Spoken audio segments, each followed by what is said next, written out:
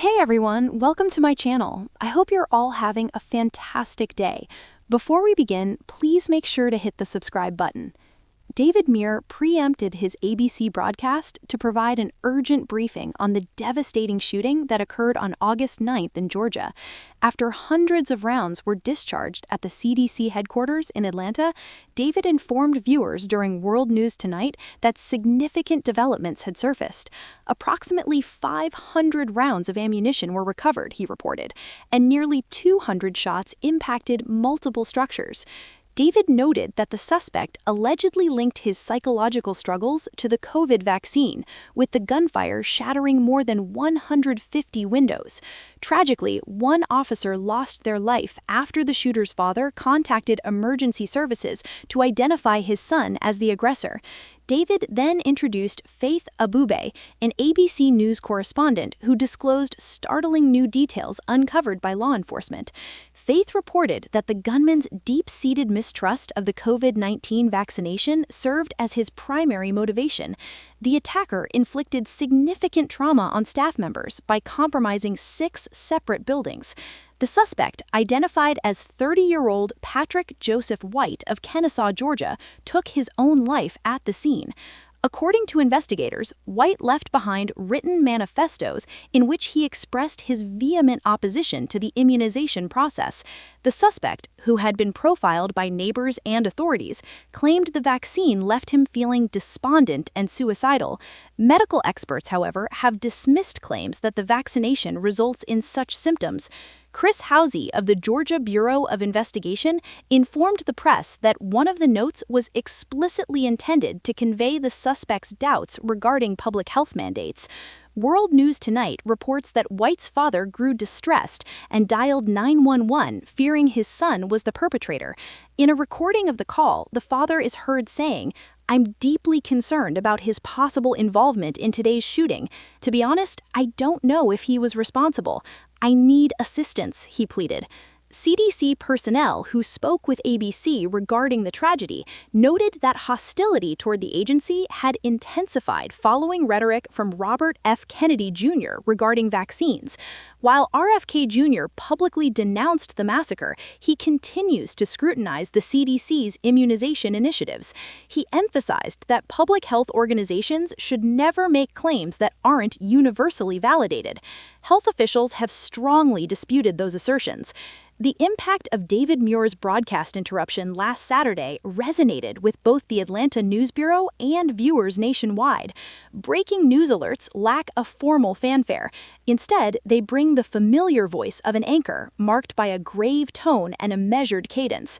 By the conclusion of the evening, a series of revelations had left a community in mourning, a federal department in turmoil, and the national dialogue regarding leadership and misleading narratives in a state of profound intensity. You now have a clearer perspective of what investigators characterize as a calculated assault. A gunman opened fire near the Centers for Disease Control and Prevention's Roy Ball campus in Atlanta.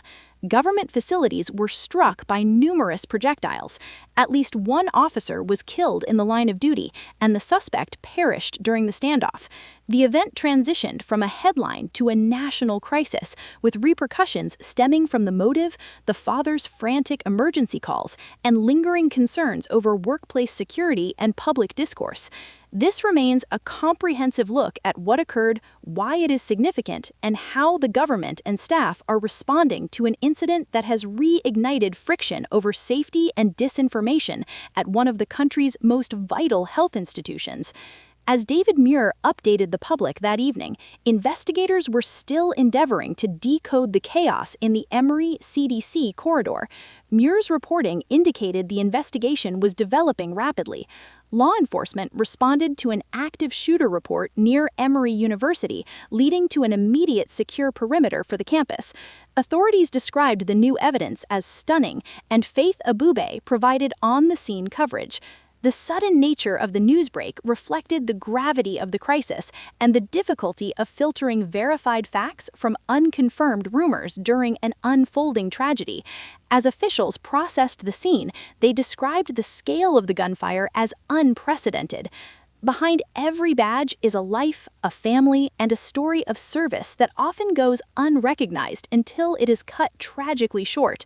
Officer David Rose, a 33-year-old veteran. Officer Arkham Rose of the DeKalb County Police Department was the first to arrive at the scene on that fateful Friday afternoon.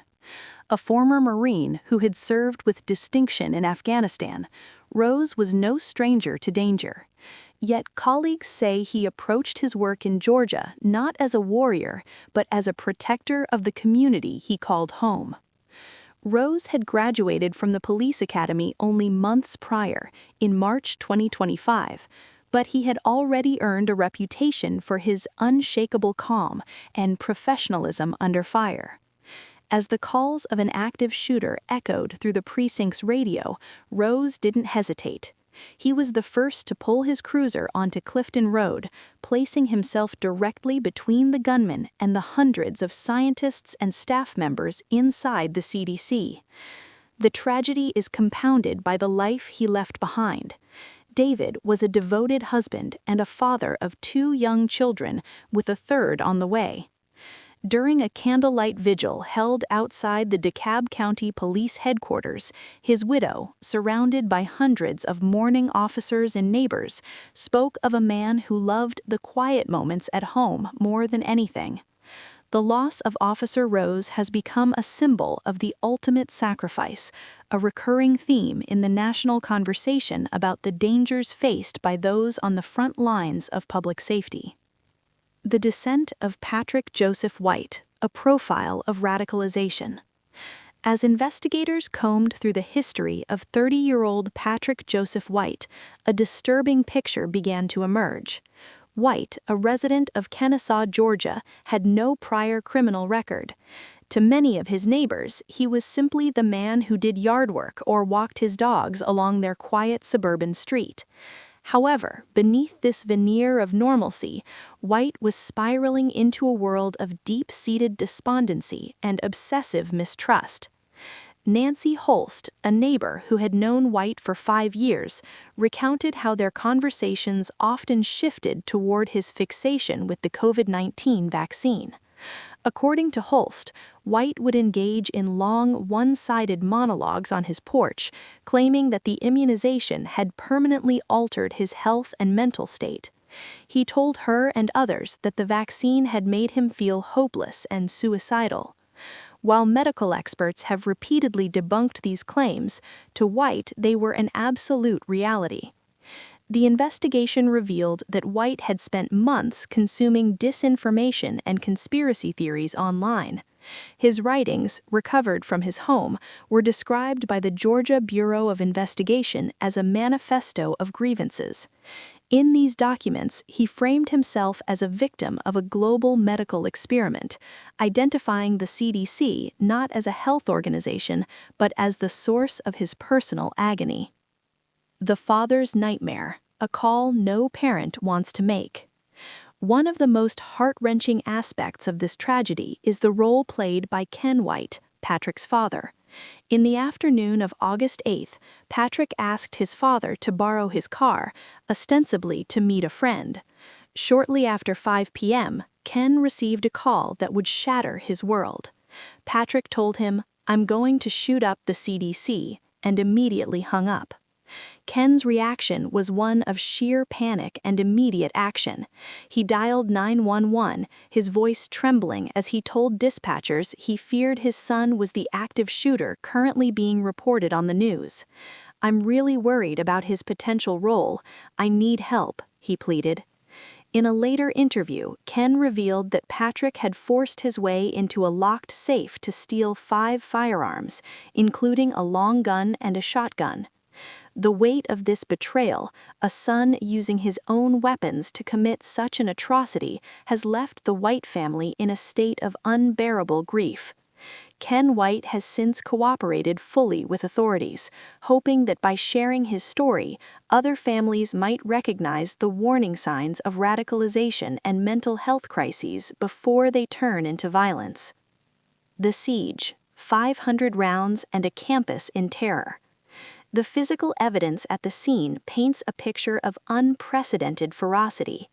GBI Director Chris Hosey reported that more than 500 shell casings were recovered from the second floor of the CVS pharmacy, which White used as a sniper's nest. From this elevated position, he had a direct line of sight to the CDC's Royable campus. Nearly 200 of those rounds struck 6 different CDC buildings. The gunfire was so intense that it pierced blast-resistant glass, sending shards of heavy laminate up to 50 feet into offices. Building 21, which houses the office of CDC Director Susan Monares, took the brunt of the assault, with 85 rounds hitting the 8th and 9th floors. Inside, thousands of employees were forced into a run, hide, fight protocol. Scientists who spend their lives fighting microscopic pathogens found themselves hiding under desks to escape high-caliber bullets. For hours, the campus was under a suffocating lockdown. The silence broke.